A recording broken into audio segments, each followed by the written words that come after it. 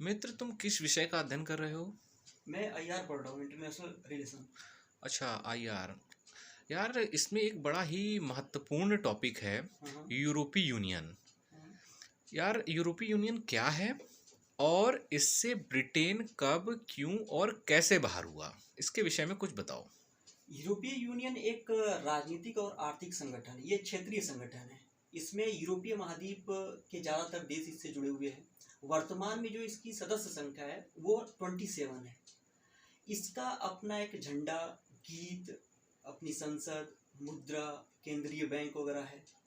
और इसमें सभी देश, 27 देशों ने एकीकृत संप्रभुता को साथ रखकर आगे बढ़ने का काम किए हैं।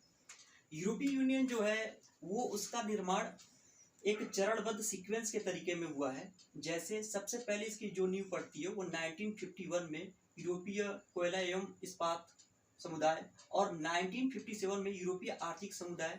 और इसी सीक्वेंस का अंतिम जो पड़ाव था वो था 1992, यानी फरवरी 1992 में एक मास्ट्रिच की संधि होती है। और उस मास्ट्रिच की संधि के बाद यूरोपीय यूनियन का उदय होता है। अब यूरोपीय यूनियन में चरणबद्ध तरीका अपनाया गया, तो उसमें एक जो महत्वपूर्ण तरीका था वो 1985 की एक सौंगेन संधि थी। अब ये सौंगेन संधि क्या थी कि यूरोप में जो राज्य सीमाओं को समाप्त करते हुए सभी देशों को एक साथ साझा आना जाना, व्यापार और इन सब सारी चीज़ों की सहूलियत से इसको किया गया था।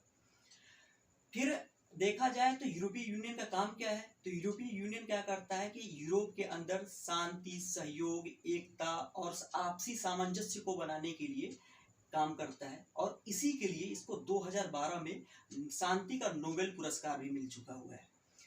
यूरोपीय यूनियन से अगर बात करें ब्रिटेन की अलग होने की, तो उसमें जो सबसे महत्वपूर्ण समय रहा है, उस समय का जो तत्कालिक कारण रहा है, 2013 में डेविड कैमरोन ने अपने जनता से वादा किया था कि अगर हमारी सरकार सत्ता में वापस आती है तो हम ब्रेग्जिट, यानी कि ये इसका अर्थ क्या होता है, इसके पहले मैं बीच में ही बता देता हूँ कि ब्रेग्जिट एक प्रक्रिया है। प्रक्रिया क्या है कि इससे ब्रिटेन को अलग कराया गया था। तो जैसा कि मैंने अभी बताया था, डेविड कैमरोन ने कहा था कि हम जब आएंगे सत्ता में तो जनमत संग्रह कराएंगे। तो उन्होंने 2016 में, जून 2016 में एक जनमत संग्रह कराया जिसमें ब्रिटेन के लोगों ने 51.9% लोगों ने ऐसा चाहा कि यूरोपीय यूनियन से ब्रिटेन को अलग कर दिया जाए।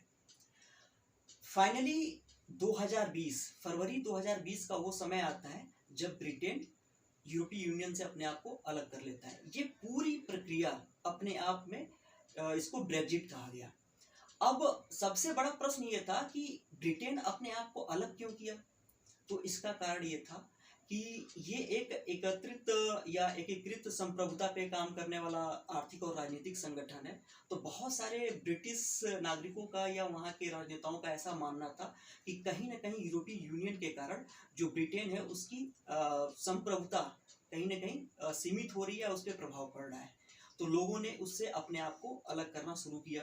दूसरा कारण ये था कि पूर्वी यूरोप में शरणार्थियों की संख्या या प्रवासियों की संख्या बहुत ज़्यादा ब्रिटेन की तरफ हो रही थी। तो कहीं ना कहीं रोजगार और अच्छे जीवन के अवसर की तलाश में लोग ब्रिटेन आ रहे थे। तो इसके कारण वहाँ के आम लोगों का जीवन बहुत प्रभावित हो रहा था। और लोगों का ऐसा भी मानना था कि कहीं ना कहीं इसके कारण, यानी कि यूरोपीय यूनियन के कारण, ब्रिटेन की अर्थव्यवस्था पे बहुत एक तरीके से निगेटिव असर हो रहा है, या फिर भी कहीं ना कहीं दिक्कत में जा रही है उसकी अर्थव्यवस्था। तो इसके लिए फाइनली क्या होता है कि लोगों ने अपने राजनेताओं, अपनी सरकार पे दबाव बनाना शुरू किया।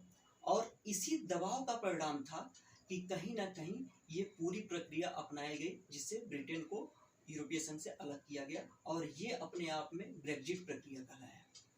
अब यूरोपीय यूनियन का जो काम है ये एक तरीके से अंतर सरकारी संगठन के तौर पे काम करता है। 27 देश इसकी साझा तौर पे काम करते हैं। इसकी अपनी संसद भी है, नियम कानून वगैरह बनाते हैं। इसकी अपनी यूरो मुद्रा है जो कि बहुत सारे ब्रिटेन से जुड़े, ब्रिटेन को छोड़कर बहुत सारे जो 27 सदस्य हैं उनके देशों में चलाई जाती है। और इसका अपना एक कार्य करने का तौर तरीका है। जैसा कि अगर आप पास आओगे तो मैं आपको दिखाऊंगा कि एक ये क्षेत्र विशेष को रिप्रेजेंट करने वाली एक संस्था थी, लेकिन वर्तमान समय में इसका वैश्विक परिदृश्य में बहुत बड़ा महत्व है। जैसा कि ये देख पा रहे हो कि ग्रेट ब्रिटेन यहाँ पे दिख रहा है, साथ में जर्मनी है, नॉर्वे है, फ्रांस है, स्पेन है, पुर्तगाल है, इधर पोलैंड वगैरह है, क्यू है, और ये सारे स्वीडन, फिनलैंड, ये सारे के सारे यूरोपीय महाद्वीप के ये देश हैं। और इन यूरोपीय महाद्वीप के देशों का क्या हुआ कि इसमें जुड़ाव हुआ, और ये एक तरीके से आज देखा जाए तो यूएनओ के बाद सबसे बड़ा एक संगठन के तौर पे जाना जाता है, और जो क्षेत्रीय और वैश्विक स्तर पे एक बहुत बड़ी राजनीतिक और आर्थिक शक्ति के तौर पर उभर कर आया है। और भारत समेत सारे देशों से इसके अपने व्यक्तिगत भी आर्थिक और राजनीतिक संबंध हैं, जो कहीं न कहीं विश्व को एक दिशा या दशा देने का काम करते हैं। अगर आप सब में से कोई अगर चाहे कि इस पर डिटेल वीडियो या कुछ इस माध्यम से इस विषय को मैं बताना चाहूँ, तो आप कृपया अपनी प्रतिक्रियाएं, फीडबैक या कमेंट के माध्यम से बताइएगा।